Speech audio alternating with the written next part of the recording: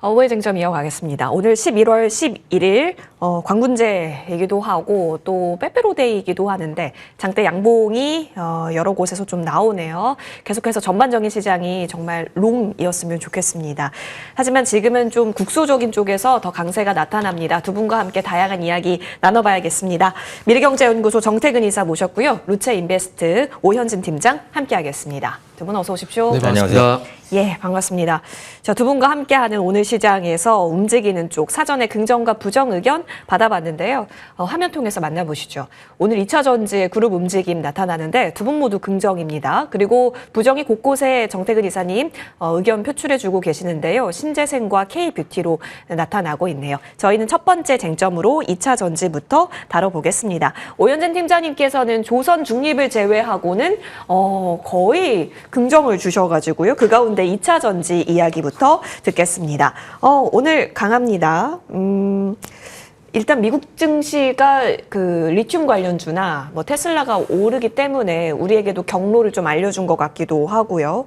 또 여기에 더해서 국내 배터리 셀 업체가 내년에 미국의 ESS 시장 개방과 함께 구조적인 성장을 앞으로 가할 것이다라는 증권가 뷰는 변함이 없습니다. 네. 오 팀장님, 그런 관점에서 에코프로라든지 뭐 일부 셀사도 그렇고요. 어느 정도 올라온 자리에서 방향성 탐색 구간이었잖아요. 네네. 지금도 완전히 길을 틀어 보이진 않는데 어쨌든 전망이 이렇게 좋게 나온다라는 것은 계속해서 우상향을 이어가겠구나까지는 확인이 된 걸까요? 네, 저는 그렇게 보고요. 단기간에 좀 올라왔었던 부분도 있으니까 이렇게 막 치고 간다라는 개념까지는 아니지만 하방이냐 상방이냐라는 방향을 봤을 때는 상방 쪽이다라고 생각을 합니다.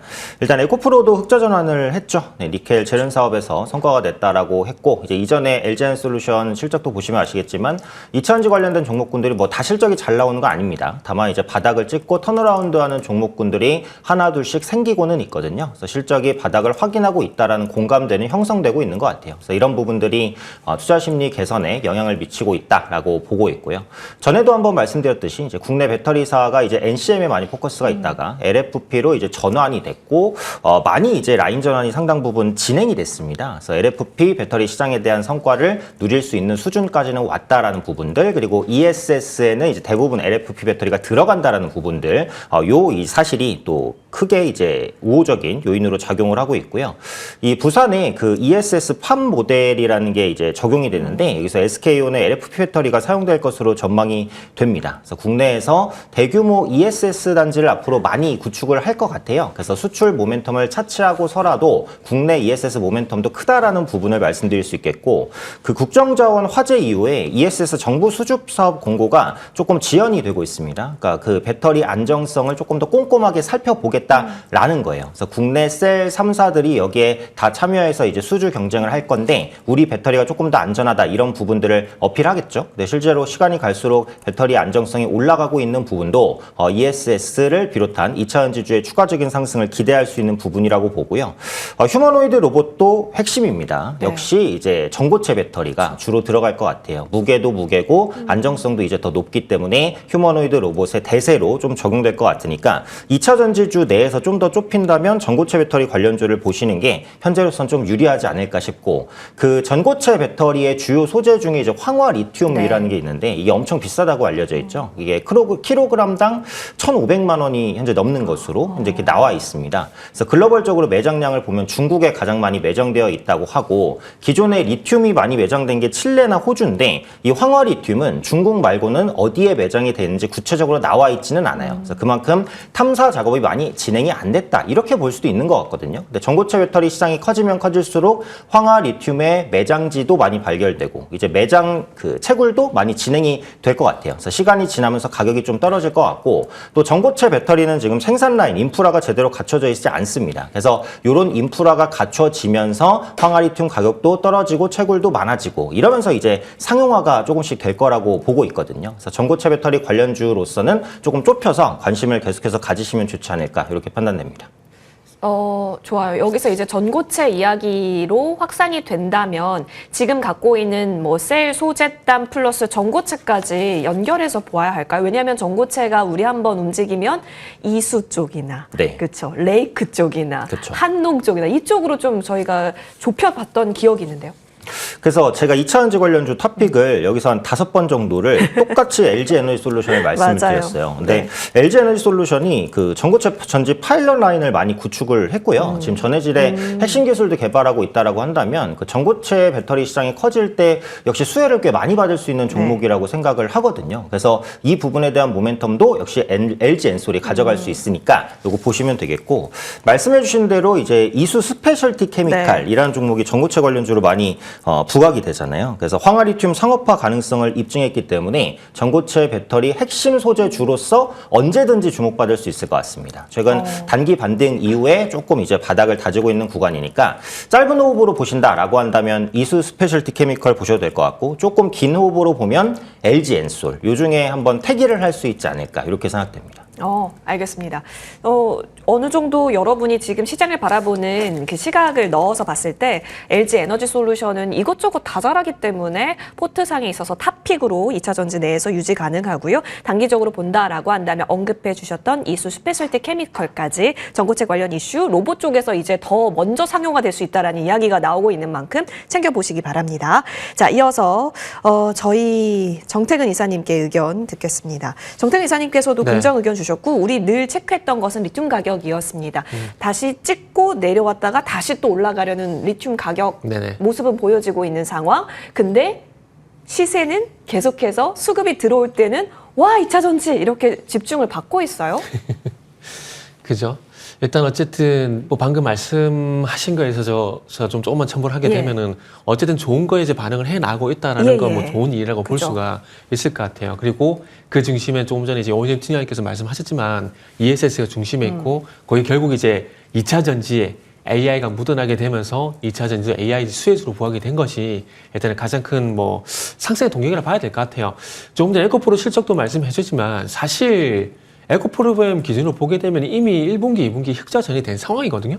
그리고 지난 시간도 말씀했지만 에코프로그램 실적이 이번에 잘 나올 거라고 말씀을 드리면서 언급드렸던 부분들이 2분기 때 이미 데이터 센터양 ESS형 양극재 출하량이 전년 동기 대비해서 100% 이상 증가했다는 말씀드리면서 이번에도 그쪽이 좋을 거라고 말씀드렸었거든요. 그대로 그렇게 나왔더라고요. 그러니까 이거를 다시 리바이벌 하는 이유가 뭐냐면은 결국 지금 2차 전지는 사실 죄송하지만 넓게 보기 힘들어요. 왜냐하면 네. 장비 쪽은 아직 움직이지 않고 있는 상황이거든요. 왜냐하면 장비 쪽 같은 경우는 일단 증설을 해야 돼요. 그러니까 반도체 소부장이 결정적으로 움직일 수 있었던 원인이 뭡니까? 결국 텔러 공장, 평택, MC5X 요거 때문에 일단 장비체가 움직이기 시작한 거잖아요. 근데 2차 전지는 기존에 가지고 있는 라인을 변경하는 방식으로 진행이 되고 있기 때문에 ESS가 호재가 된다고 하더라도 장비 쪽은 아직 시간이 좀 많이 걸릴 겁니다. 그렇기 때문에 아직까지는 소재 쪽에 좀 제한시켜서 보는 게 맞다라고 생각이 들고, 그리고 그러면서 2차 전지가 강세를 보이게 되면서 대장 누가 됐었죠? LNF.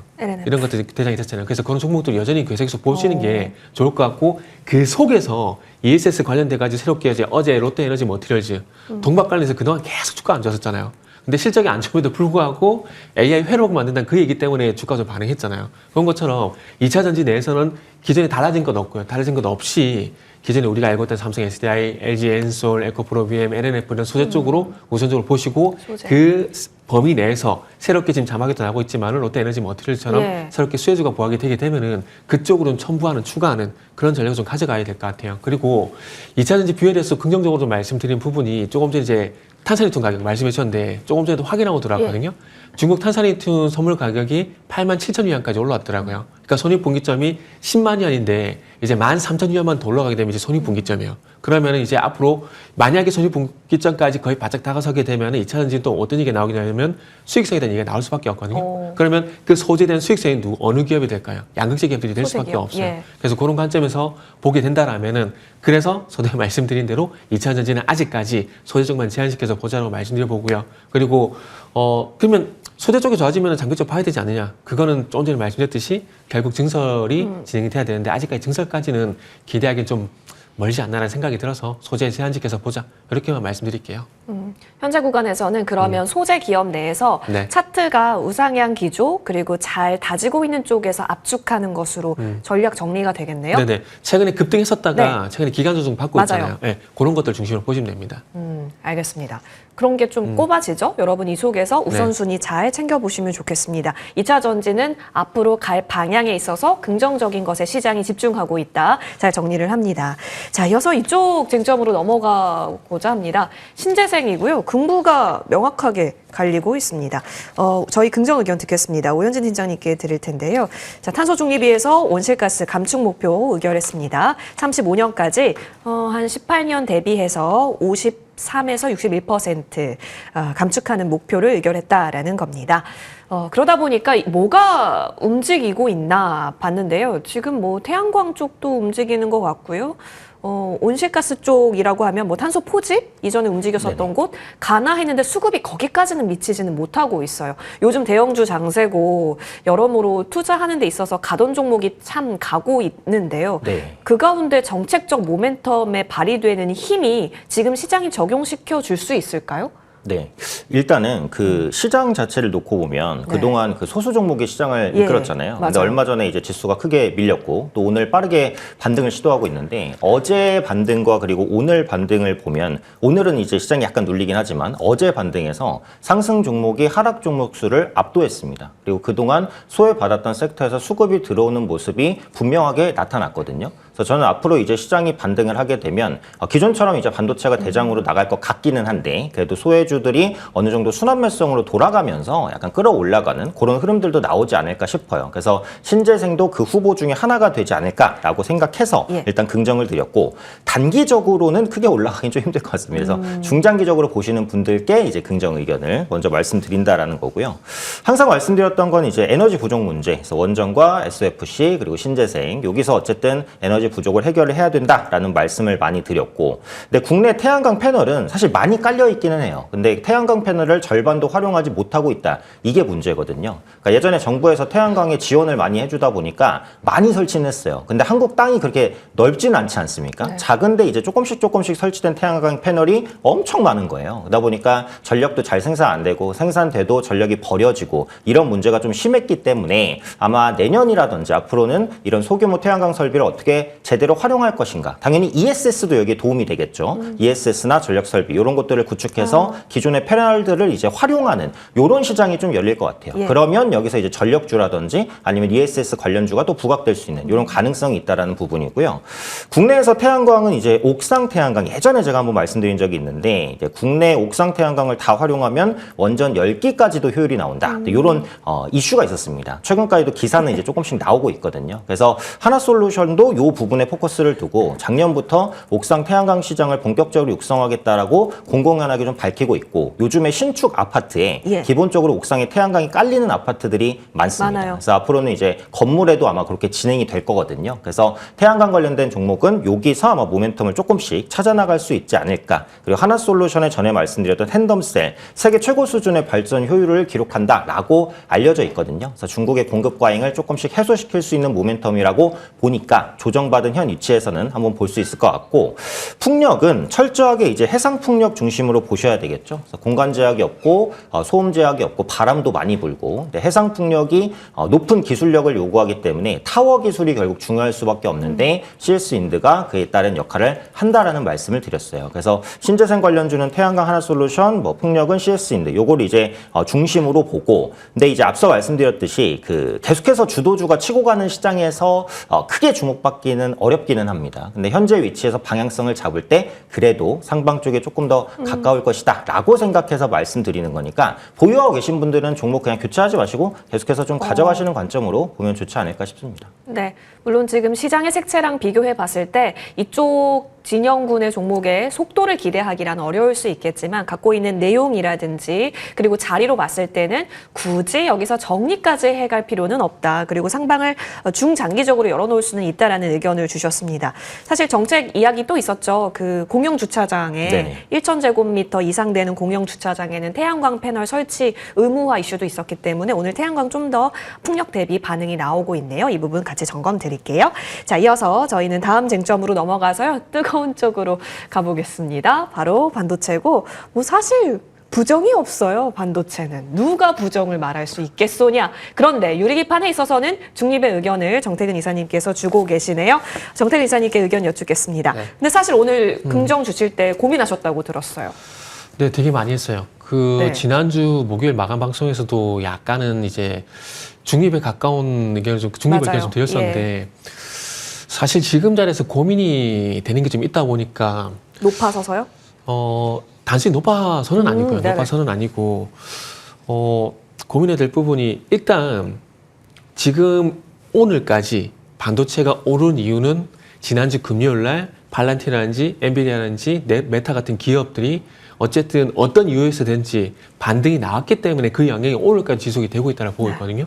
근데 이 AI 관련 종목들 그리고 기술주가 오른 이유가 글쎄요, 제가 봤을 때 명확하지 좀 않다라는 생각이 들어요. 물론 젠슨왕이 진화 발언을 하게 되면서 AI 버블리는 얘기가 가라앉은 건 사실이라고 좀 생각을 하고 있습니다. 하지만 그럼에도 불구하고 사실 저 개인적으로 어떤 생각을 하고 있냐면은 이제 중요한 건 이제 지난주 금요일 미국 주식 기술주 오른 영향이 오늘까지는 갈 거라고 생각했거든요. 중요한 갈 거 생각했고 그리고 중요한 건 이제 오늘 이후에 이제 수요일 전후로 해가지고 미의 기술주가 계속 가냐 못 가냐 그런 부분 좀 확인을 좀 하고 싶다는 생각을 좀 했고요. 그리고 최근에 저도 사실 개인적으로 이제 반도체에서 오락가락 하다 보니까 지금의 증시 주도주는 누가 보다 반도체이기 때문에 지금의 증시 현상이 비슷하게 나왔던 때가 언제인지를 계속 찾아보고 있거든요. 근데 그게 제가 볼 때는 2021년도 1월 달이 가장 유사하다는 생각이 좀 들더라고요. 무슨 얘기냐면은 올해 4월 달 같은 경우를 보시면 아시겠지만은 관세 때문에 급락을 하고 난 시장이 하락을 하고 난 이후에 쭉 회복이 되게 되면서 3,200포인트 부근에서 3개월가량 기간 조정 거치고 4,400포인트까지 갔었거든요. 근데 요 패턴이 과거에도 나왔던 적이 있습니다. 언제냐면은 코로나 때 1,439포인트까지 하락을 하게 되면서 시장이 급락을 했었다가 다시 시장이 회복이 되게 되면서 2,400포인트 부근까지 올라왔어요. 그 부근에서 3개월, 한 4개월 정도 기간 조정을 거치다가 3,250포인트 2021년 1월 달까지 올라왔거든요. 근데 그 흐름과 지금 흐름이 상당히 저는 비슷하다고 생각을 했어요. 단지 그땐 주도 섹터가 2차 전지, 지금 반도체 요거를 생각을 하고 있거든요. 그때 가게 되면 항상 들었던 얘기가 뭐냐면은 지금 우리가 그 얘기 많이 하잖아요. 하이닉스 얼마까지 갈까요? 삼성 얼마까지 그 얘기 많이 하잖아요. 근데 그때는 무슨 얘기 했었냐면은 에코프로빔이 얼마까지 갈까요? 그 얘기를 계속 했었거든요. 그러니까 섹터는 다르지만은 그때 어떤 상황이 상당히 유사하 좀 하다라는 거죠. 그러다 보니까 그때 흐름을 좀 봤는데 그때 흐름 보니까 이제 2021년도 1월 달에 좀 고점을 형성하게 되면서 상승의 힘이 좀 남아있다 보니까 기간 조정이 좀 길게 지속이 됐더라고요. 근데 지금 삼성전자도 그렇고 하이닉스도 그렇고 최근에 가격 수정 보였다가 다시 전고점 부분까지 거의 회복시키는 흐름이 나오고 있잖아요. 하이닉스는 물론 그 위에까지 올라가긴 했지만 근데 지수를 보게 되면은 이제 아시겠지만 2025년 11월 4일 4,226포인트. 여기 오늘 돌파가 안 됐거든요. 그러면 오늘 이후에 만약에 이 가격을 돌파하지 못하게 된다라면은 2021년도 1월 달 흐름을 참고하길 잘했다는 그런 생각이 좀 더 확실히 좀 들 것 같아요. 그리고 또 중요한 건 AI 버블론에 관한 얘기인데 우리는 공학도가 아니기 때문에 AI 버블이 맞다 아니다 얘기를 할 수 있는 그런 부분은 없습니다. 사실 솔직히 얘기하면은. 근데 중요한 건 뭐냐면 저희가 판단할 수 있는 건 이 AI라는 호재가 언제까지 지속이 될 건가에 대한 판단은 그래도 할 수 있다라고 생각을 하고 있거든요. 그런 관점에서 봤을 때 AI는 계속해서 갈 겁니다. 그리고 또 2021년도를 예를 들어보게 되면은 2021년도 같은 경우도 에코프로비엄이라든지 LNF 같은 게 실적 한번 잘 보세요. 2021년도 정확하게 이제 1월 달부터 정체가 나오기 시작했지만 6월 달부터 꺾기 시작했었거든요. 근데 2021년도도 그렇고요. 2022년도 그렇고 실적이 정말 좋게 나왔었거든요. 그래서 지금 여기서 만약에 반도체가 주춤한다고 하더라도 반도체 실적은 정말 좋게 나올 겁니다. 나올 건데 단지 중요한 건 과거 사례를 봤을 때 이 실적 잘 나오는 것과 주가가 동행하지 않을 가능성도 배제는 할 수 없다라는 것들이죠. 그래서 그런 관점에서 보게 된다라면은 일단은 사실 부정에 가까운 중립을 드는 게 맞다고 생각이 드는데 지금 어떤 상승임이 어쨌든 남아있는 상황들이기 때문에 긍정의 의견이 들어지만은 과거 이런 사례를 봤을 때 조심해야 될 필요는 있다. 추가 상승 제한될 가능성이 있다는 부분은 염두에 두고 바라보는 게 좋지 않을까 생각이 들어서 일단은 뭐 긍정 의견 드렸다 보시면 될 것 같아요. 지수가 전고를 돌파하면요? 돌파하게 되면 제가 틀린 거죠. 냉정하게 말씀드리면은. 알겠습니다. 네. 지수와 연동력이 반도체가 네네. 강하기 때문에 네네. 지수 연동을 같이 해서 살펴봐야 하는 근데 거고. 지금 상황에서 예. 이렇게 말씀드리는 부분들은 이제 AI 버블론에 대한 예. 이유가 명확하지 않은 부분들, 그리고 과거에 이제 2021년도 예를 들어드렸듯이 그때도 계속 갈 것처럼 했었지만은 결국 추가성이 제한됐었거든요. 그런 점 감안해 보게 된다면 지금도 그럴 가능성은 배제하지 못한다라는 것들이죠. 그리고 또 마지막 요 말씀만 좀 드릴게요. 네. 그 이제 제가 요즘에 이제 월가에 이제 소위 말하는 거물들이 무슨 얘기를 하는지 계속 지켜보고 있거든요. 그 마이클 버리 같은 경우는 팔란티하고 엔비디아 품매수했잖아요. 품매수했는데 로저스가 또 무슨 얘기를 했냐면은 정말 이 사람도 정말 솔직하게 얘기를 했어요. AI나 AI가 전기나 철도처럼 세상을 바꿀 거라고 본다. 그런데 이 부분은 AI를 잘 아는 사람한테 투자를 하라고 얘기를 하게 되면서 자기는 모르기 때문에 투자를 안 한다 얘기했어요. 그러면서 무슨 얘기를 했냐면은 미국 증시가 한계에 다다른 것 같다. 그래서 공매도 시점을 주시하고 있다. 이 얘기를 했거든요. 근데 이게 왜 중요하냐면은 AI 버블론은 공학도 아니기 때문에 맞출 수 없다고 분명히 말씀드렸어요. 그러면 아까도 말씀드렸지 이 AI 호재가 얼마만큼 반영이 되느냐 안 되느냐 그 주가 판단을 우리는 해야 되거든요. 그러면 만약에 잘 보세요. 마이클 버리도 품매수를 하게 되고 그리고 로저스도 지금 이제 공매도를 생각하는 상황들이고 소위 말하는 월가 거물들이 공매도란지 품매수에 대한 얘기가 많아지게 되면 어떻게 될까요? 적어도 정체가 나올 가능성이 있거든요. 그래서 그런 점에 주목을 해보게 된다라면은 일단 정체 가능성도 지금 자리에서 적어도 제가 볼 때 급락은 나오진 않을 것 같아요. 나오진 않을 것 같은데 대신에 여기서 정체될 가능성은 그래도 염두에 두고 긍정으로 보되 정체될 가능성은 열어두고 보시는 게 좋겠다는 말씀을 좀 드리고 싶어서 정말 죄송하지만 말이 좀 길었습니다. 죄송합니다. 요약하자면 지금은 네. 무포지션인 것 같아요. 네, 저는 무포지션이에요. 예, 알겠습니다. 반도체는 이제 뭐 신규 진입이라든지 그렇다고 뭐 팔 것까지는 없고, 그렇죠? 그런 부분에 있어서는 포지션을 갖고 있지 않는다로 일단은 정리하면서 대기하자 의견을 주셨습니다. 사실 이번 주 목요일이 만기일이기 때문에 그때까지의 수급적 움직임 그리고 전고를 돌파시키느냐, 4226이라고 하는 코스피 전고를 돌파시키느냐도 하나의 지표가 될 것으로 보여집니다. 추후에 또 의견 들어보겠습니다. 이어서 다음 쟁점 넘어가서요. 저희 오늘도 살아난 로봇 오현진 팀장님, 로봇이 이제 다시 충전이 됐나 봐요. 네, 그래서 저도 긍정이기는 한데 예. 이게 신규 매수를 하려면 확인을 좀 하고 하는 게 낫지 무슨 않을까라는 확인이요? 생각이긴 한데요. 지금 로봇주가 고점을 치다가 조정을 한 번씩 네, 받았고 맞아요. 재상승을 할까 말까 하는 구간입니다. 그래서 로봇스타, 클로버, 뭐 항상 말씀드렸던 레인보우 로보틱스 맞아요. 고점 대비 한 20% 정도는 조정이 나왔다가 이제 바닥을 살짝 잡는 이런 흐름인데 다시 한번 이제 전고점을 뚫고 가려면 이제는 기대감만으로는 안 될 것 같아요. 실제로 이런 피지컬 AI가 어떻게 쓰여서 로봇을 우리가 어떻게 활용할 수 있는지 그런 부분에 대한 증명이 조금은 돼야 될 것 같습니다. 그럼 그 계기는 어디냐? 제가 이제 항상 말씀드렸던 그 자동차 생산 공장에서의 로봇 투입, 요게 이제 계기가 될 수 있다라고 보거든요. 그러니까 테슬라의 옵티머스가 이제 생산 공장에서 어떤 역할을 하느냐, 그리고 아틀라스, 보스턴 다이내믹스 아틀라스가 현대차 공장에서 어떤 역할을 하느냐, 요것들이 눈에 확인이 돼야 그러면 이제 고점 돌파를 한번 시도할 수 있다. 요렇게 봐요.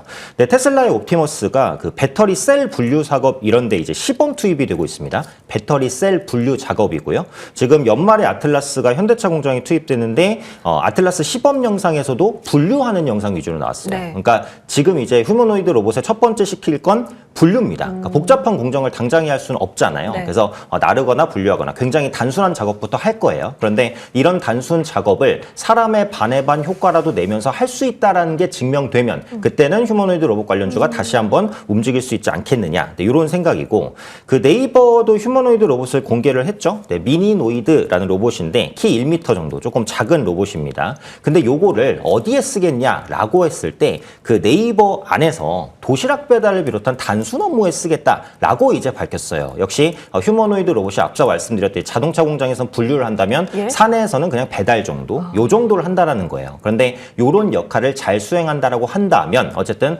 로봇이 이제 써먹을 수 있는 건 맞구나라는 이제 공감대가 형성되면서 올라갈 수 있다라는 거죠. 그래서 지금 이제 로봇주를 보유하고 계신 분들은 보유 관점으로 말씀을 드리는데 신규적인 진입을 잡고자 하시는 분들은 지금 제가 말씀드린 대로 공장에서 혹은 뭐 네이버 사내에서 활용하든 이런 그 낮은 인력의 일이라도 조금은 대체할 수 있다라는 기대감이 생기는지 이런 부분들을 보시면서 한번 매수 타이밍을 잡아보시면 좋지 않을까 이렇게 생각합니다. 오, 알겠습니다. 좀 확인은 필요하다. 그렇다면 이제 실질적으로 로봇 선진 업체에서 뭔가를 보여주는 거, 그러니까 네. 가시화된 뉴스들 이런 걸 좀 더 주시하면서 좀 적극적인 포지션 잡겠다 의견 받아보겠습니다. 자, 이어서 저희 토픽을 들어볼 시간이 벌써 왔습니다.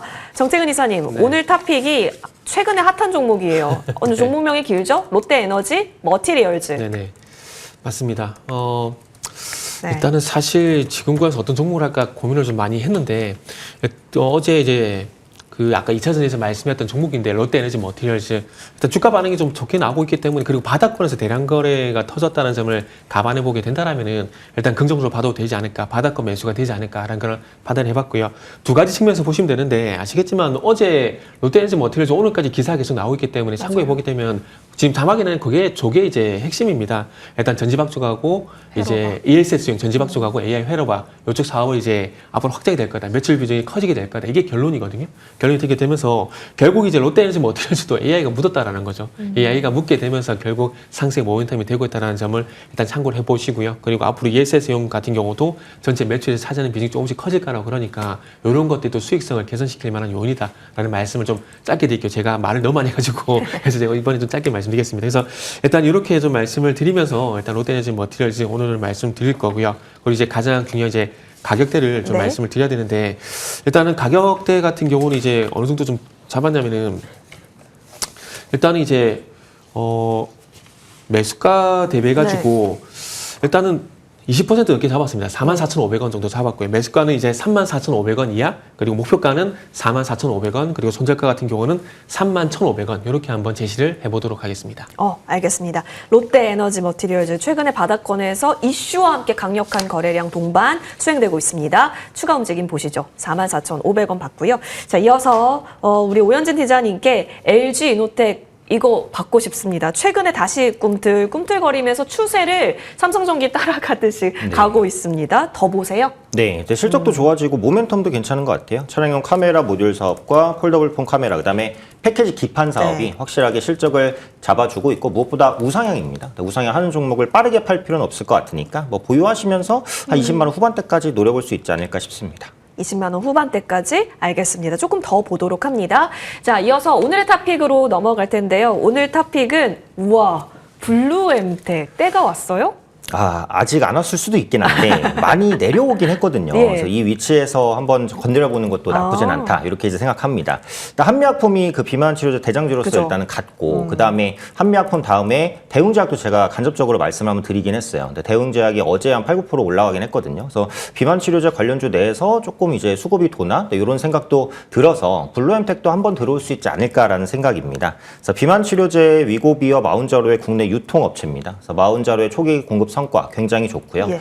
유통업체가 특성적으로 영업이익률이 높진 않아요. 그래서 아무리 많이 팔아도 돈을 엄청 버는 구조는 아닙니다. 그러다 보니까 블루엠텍도 못 움직이는 거긴 하거든요. 네. 근데 그 매출 자체는 엄청 커질 것 같아요. 그러면은 영업이익률이 안 좋더라도 영업이익이 개선되는 흐름을 보일 것 같거든요. 그래서 이 부분에 포커스 두도록 하겠고요. 이번에 3분기 흑자 전환에 성공하기는 했습니다. 그리고 매출이 처음으로 500억을 돌파를 했습니다. 그래서 앞으로도 매출 성장 계속 이어질 가능성이 높고요. 마운자로 고용량 제품의 국내 공급이 전망이 됩니다. 그래서 내년에 마운자로 한 10ml에서 15mg 정도 본격적으로 유통이 되면서 용량 다변화에 따른 비만 치료제 시장 외형 성장 효과까지 같이 가져가자라는 거고 톡신 신제품의 온라인 유통도 확대될 것 같습니다. 메디톡스와 파트너십 계약을 체결했어요. 그래서 톡신 제품도 온라인을 통해서 공급할 것으로 보입니다. 사람한테 민간인한테 공급하는 게 아니고요. 병의원이나 네. 약국에 공급하는 겁니다. 그래서 이런 유통사 부분의 모멘텀 말씀드릴게요. 현재 주가 5,000원 많이 눌렸다고 생각을 합니다. 현재가 매수 가능하고요. 목표가는 6,000원 그리고 손절가 4,500원 잡아보도록 하겠습니다. 그러게요. 최근에 시장에서 뭐 한미약품도 그렇고 뭐 G2G 바이오, 올릭스 등등 비만 쪽이 강한데 블루엠텍은 여기서 길목 지켜보는 것도 좋은 판단이 될 수 있다 의견 받아봤습니다. 두 분의 토픽 잘 정리해 보도록 하고요. 지금 현재 혼조권으로 또 다시 보여집니다. 코스닥 종합지수 0.12% 약보합세로 다시 좀 지나오네요. 오늘 장 고생 끝까지 많이 해보시면서 성투하십시오. 고맙습니다.